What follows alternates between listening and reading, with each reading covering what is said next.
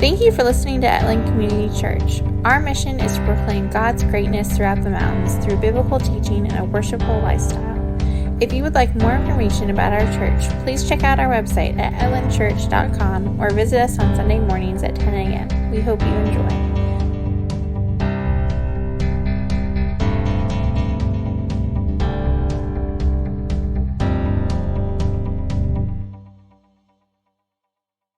Like I said earlier, my name is Matt Schwenk. I'm the lead pastor here at Etlan Community Church, and it's great to have you be a part of what we're doing here and for just to see what God has been doing and even moving in our church over the past 2 years.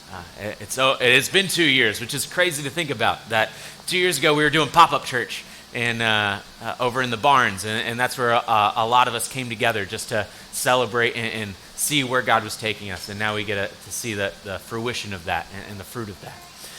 But it's good for us to gather around God's Word, to grow together in our walks with Christ. This morning, like I said, we're continuing our series through the 7 letters of Revelation to those churches in Asia Minor. And it's following along in Revelations 2 and 3. This is where John, the author, he gives us 7 short passages, and each one is addressed to one of those churches. And these are unique letters with different challenges to that unique church in that unique culture. So it's specific to them. And as we're studying it, we see what those churches are facing and why Jesus is saying what he's saying.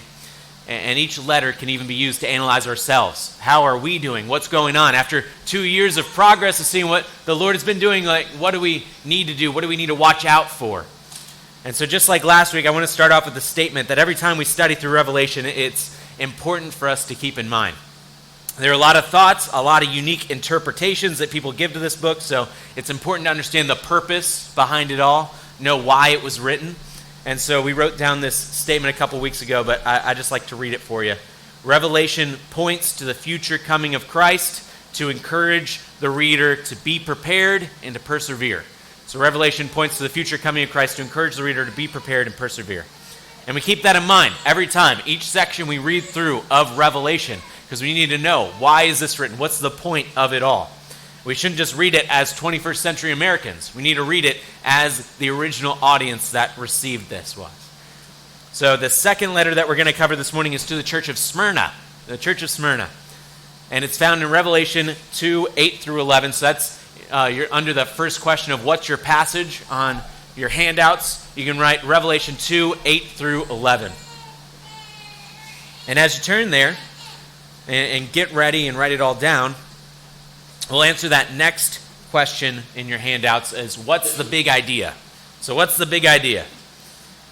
And the thought that the author wants you to come away with throughout this time is that despite the coming persecution, we must stand firm for Jesus. Despite the coming persecution, we must stand firm for Jesus.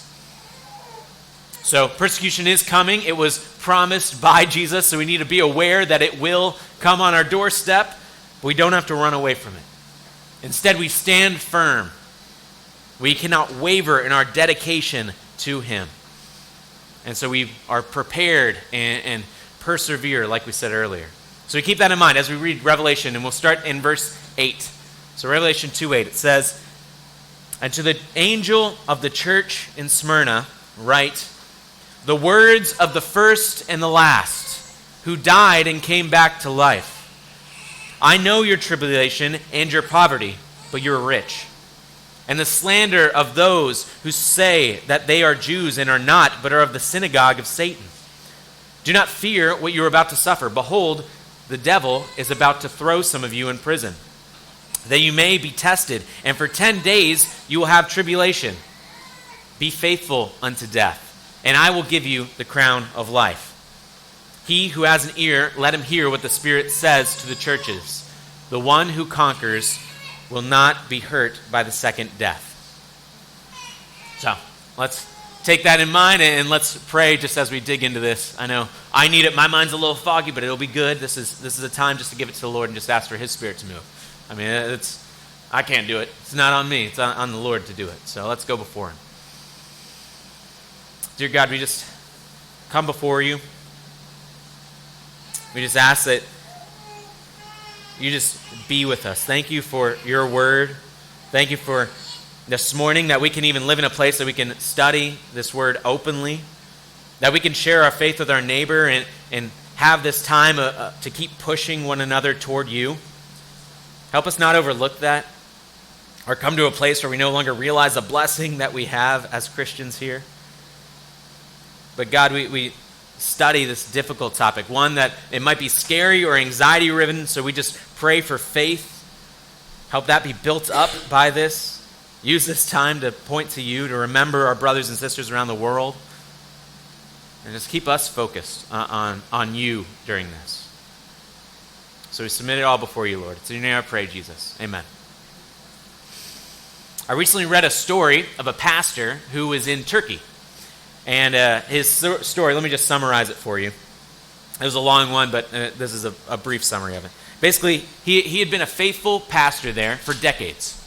And even when he reached his 80s, he was still going strong. He was still leading his congregation, pointing people to Christ in the middle of Turkey. And in this area he pastored, persecution actually had begun to spring up. And the people, they started to feel the weight of that. The Christians, our fellow brothers and sisters, started getting thrown into prison. They even started getting killed for their faith. And the town started to get riled up. The people started calling out for this pastor to be taken out. They saw him as the leader, and so the community wanted to use him as a demonstration to the Christians around the world that were paying attention. And so some soldiers, they were sent to go arrest him. They wanted to either kill him or to pull him in and to be able to show what they do to Christians. And so one Friday afternoon, he was just resting at home, and when suddenly a group of fully armed men burst into his home, like he was some sort of criminal. And some friends, they wanted to sneak him out, but the pastor recognized what was going on, and he just said, hey, the Lord's will be done. So he did something a little unexpected. Instead of sneaking out, he went downstairs, he opened the door, and he actually welcomed these men into his home, like they were old friends. He even asked those with him to help prepare food and drinks for these soldiers that were in his home. He was trying to be hospitable. And these persecutors were obviously taken aback. They're like, is this the guy that we're supposed to... He's acting a little nice. Is this who we're supposed to be killing? And the old pastor, he was calm, and he simply asked just to take an hour to pray before being taken in. So they gave it to him. He prayed for even a couple hours. And after those 2 hours, these men, they brought him before their boss, kind of the mob leader.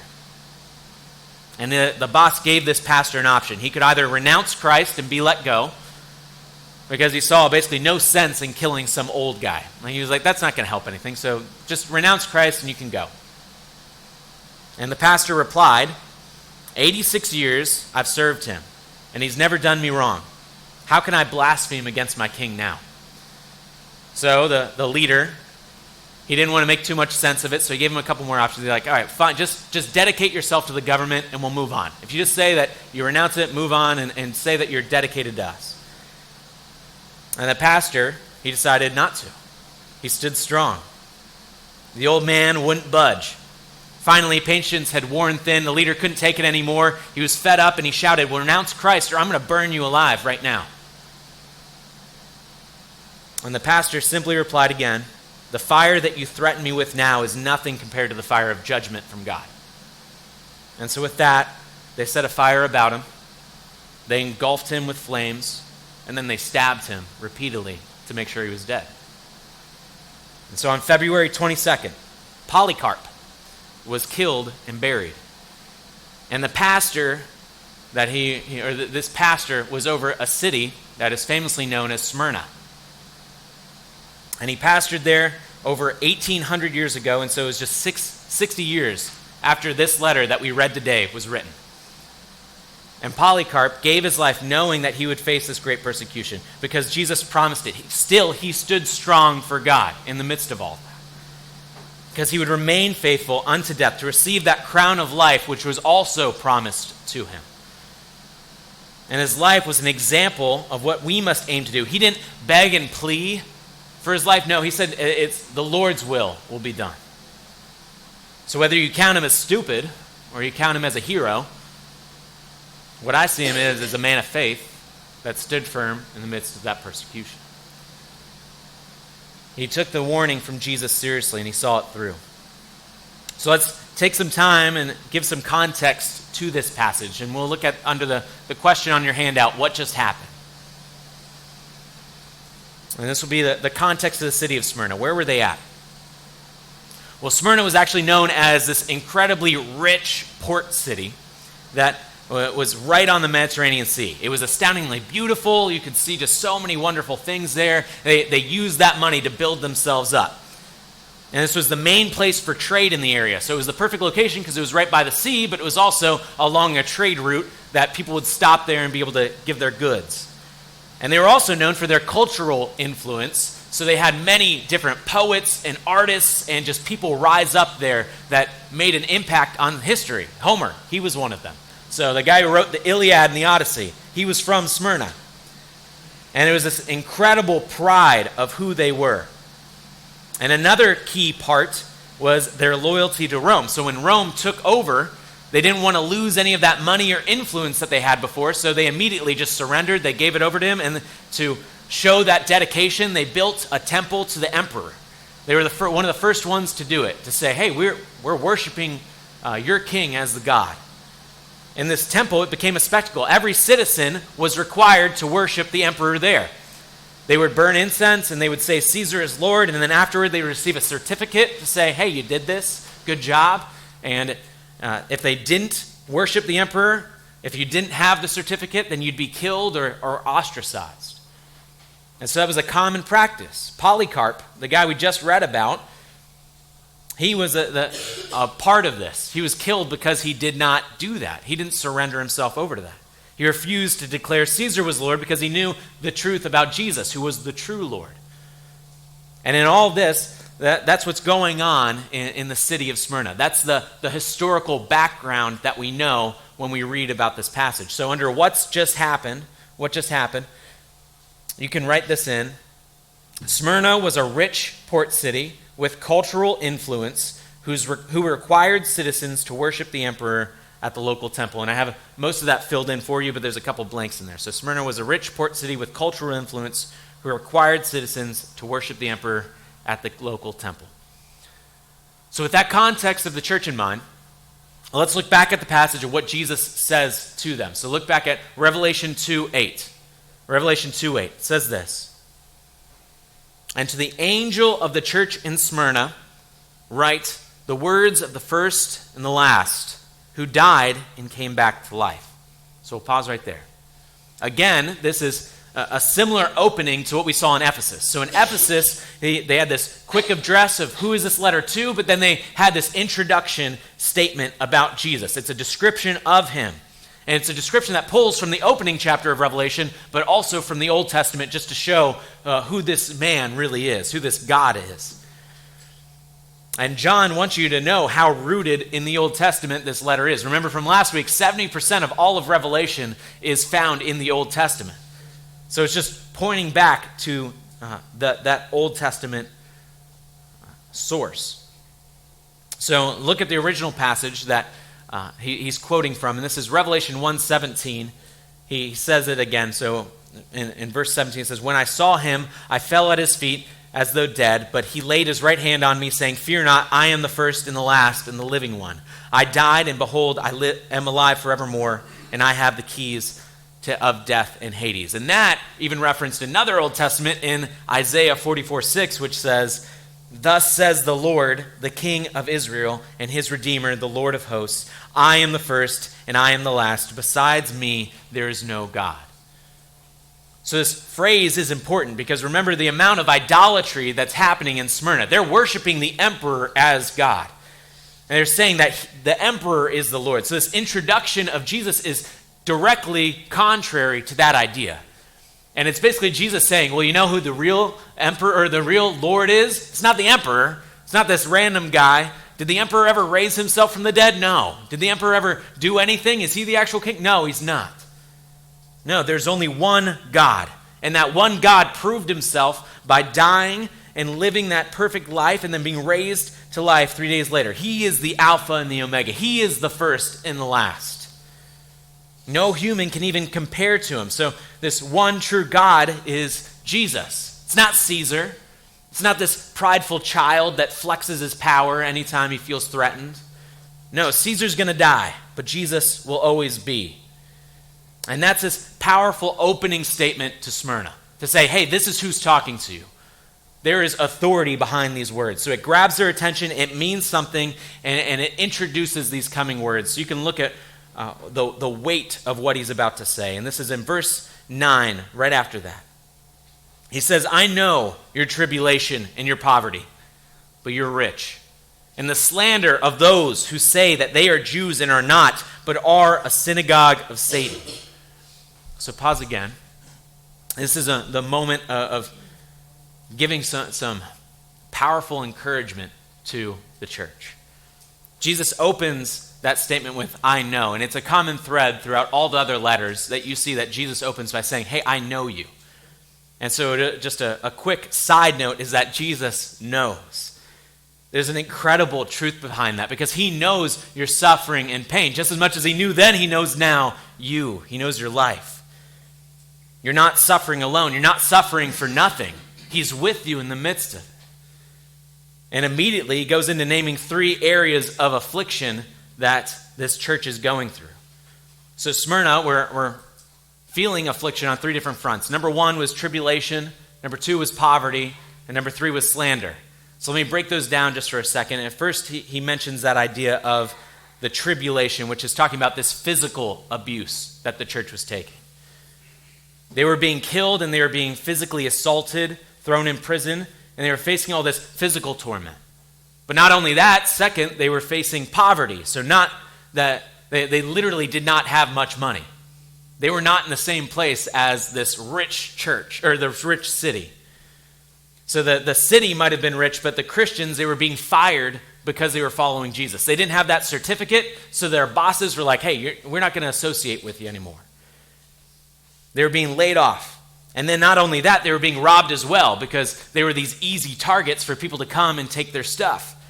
And so what little they had was being stolen from them. They were just impoverished. And third, you saw that they were facing slander. So some translations even say that they were being blasphemed against.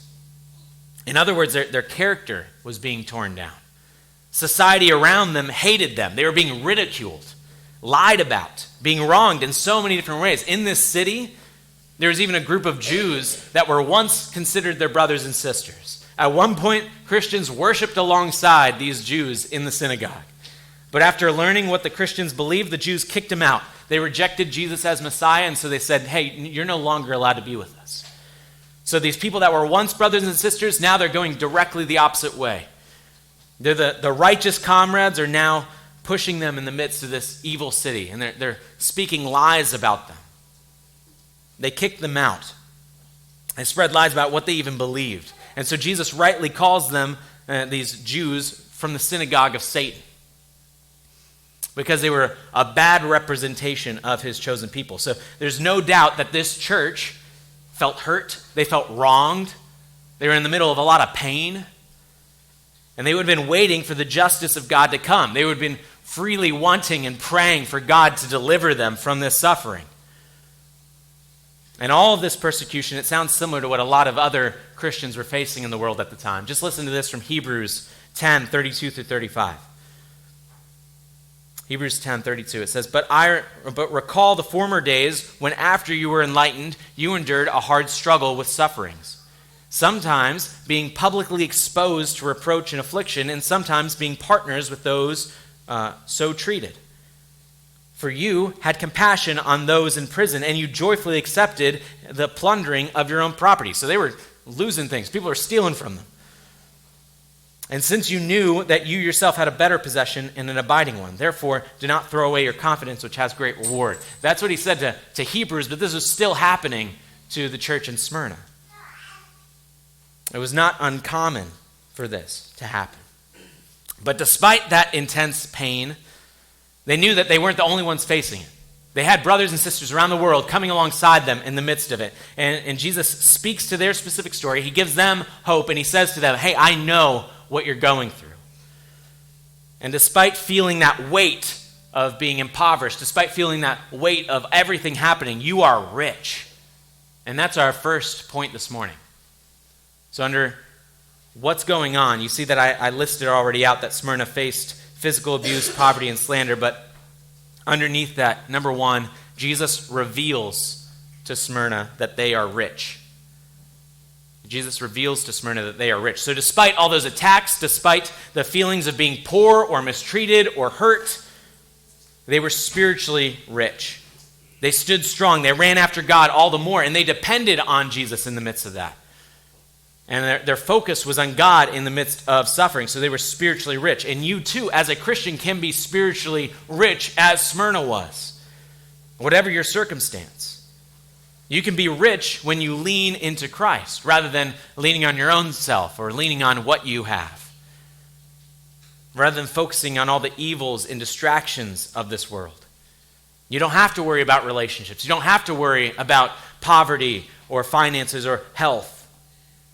If you rely on Christ, all that matters is that you will be rich in Him. So don't put your hope in these fleeting treasures or anything that will one day just pass away. Instead, push yourself to dig into God. Be spiritually rich like Smyrna. But back to the passage, you think that after telling them they suffered a lot, that they're going through a lot, usually after that you'd get a good encouragement of like, keep going, like this is great, and it's going to end soon. But no, that's not where it goes. It is not a light at the end of the tunnel.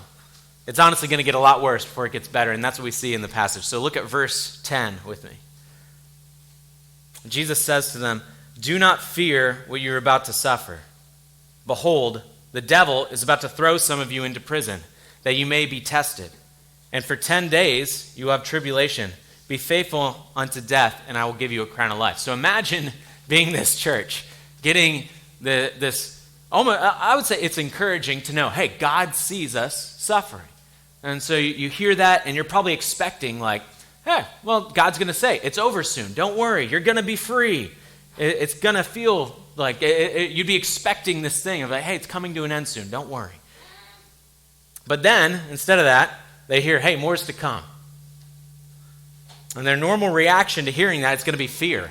They rightly would be afraid to know that it's going to get a lot worse.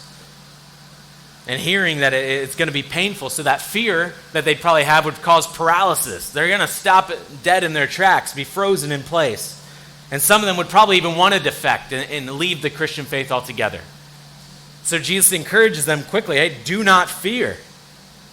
So he's warning them that all of this is about to come their way. And they need to stand strong because the fight's not over. So the next point under what's going on, number 2, Jesus tells Smyrna that they will be tested more. Jesus tells Smyrna that they will be tested more. And Jesus is giving them this warning. He's letting them know that more is to come. It's going to get a lot worse. But in the middle of that warning, he encourages the Christians that the persecution, it won't last forever. And you might not notice it, but look back in there. It says, behold, the devil's about to throw some of you in prison. Doesn't sound good. That you may be tested. Doesn't sound good. But then it's for 10 days, you'll have tribulation. So there's a timestamp on it. The point of it was that these 10 days, we don't know what it exactly is. Some speculate it might be a year. Some speculate it might be even decades or even hundreds of years. Or maybe it is just 24 hours. That doesn't really matter. What does matter, though, was that terrible persecution's coming, but God's in control of it. This persecution might come your way, but God's in control. Some, not all of you, will be cast into prison.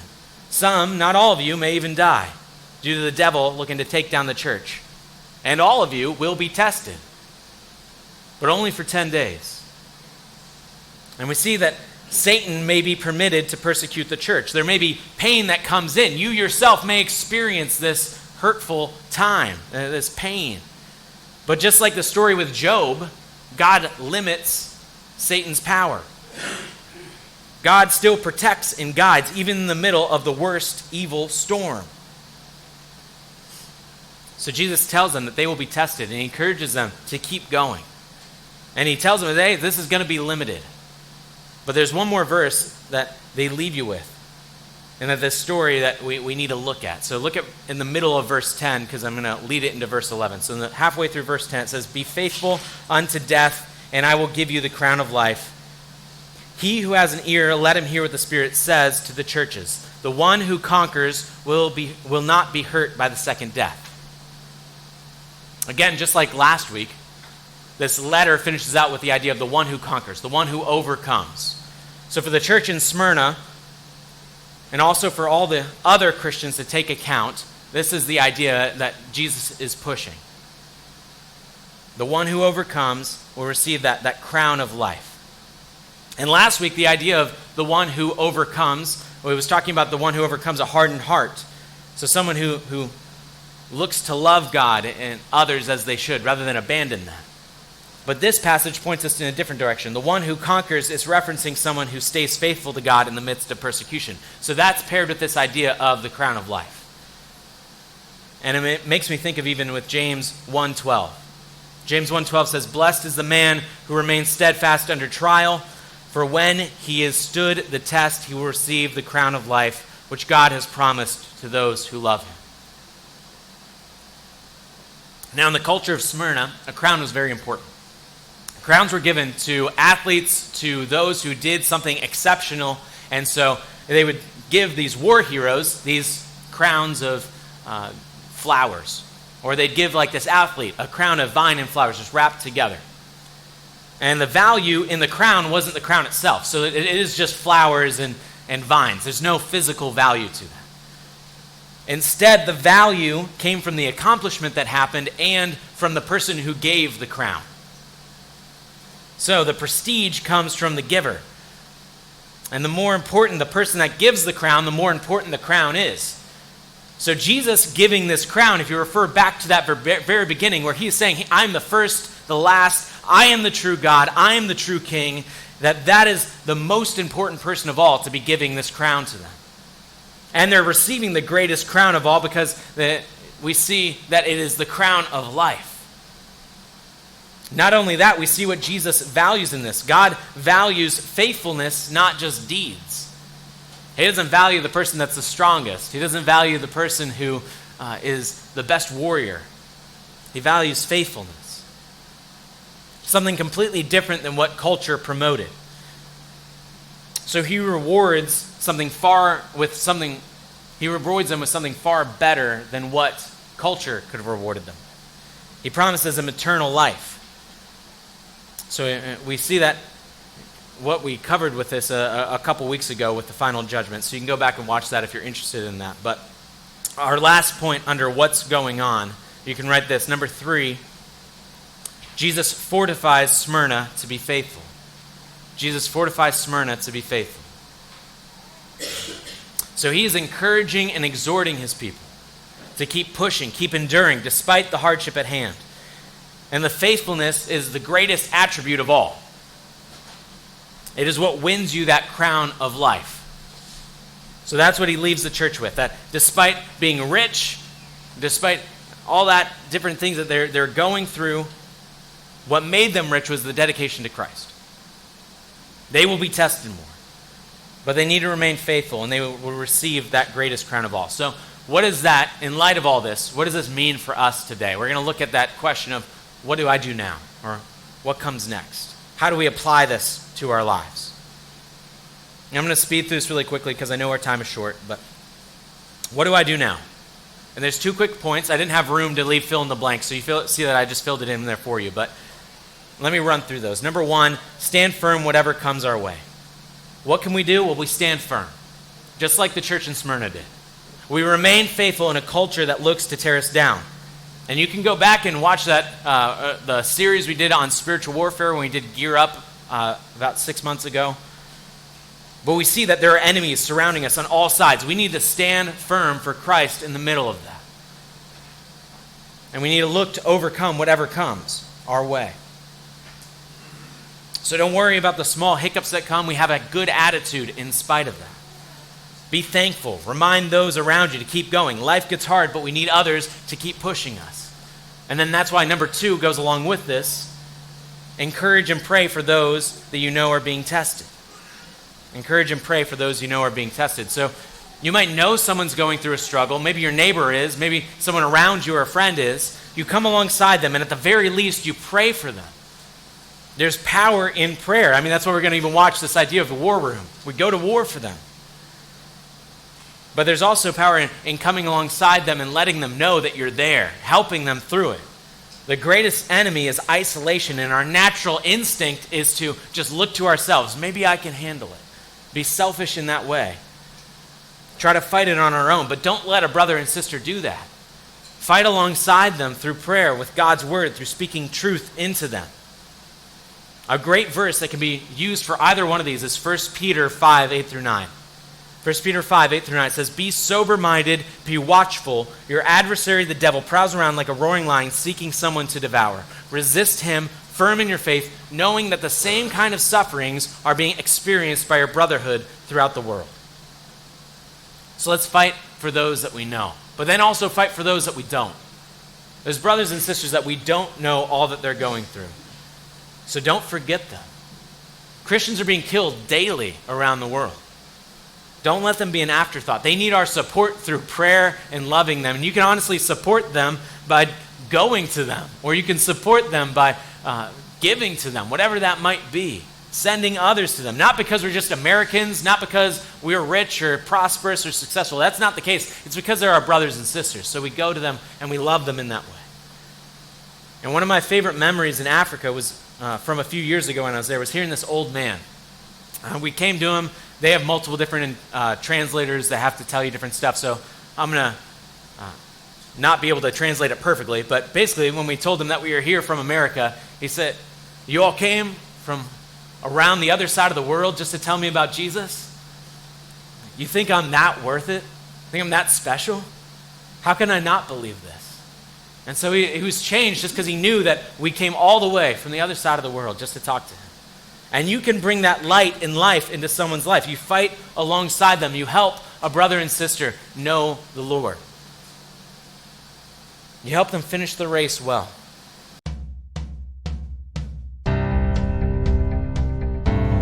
Thank you for listening, and we hope to see you this coming Sunday at 10 a.m. at 217 Church Hill Road in Etlan, Virginia. Have a great day.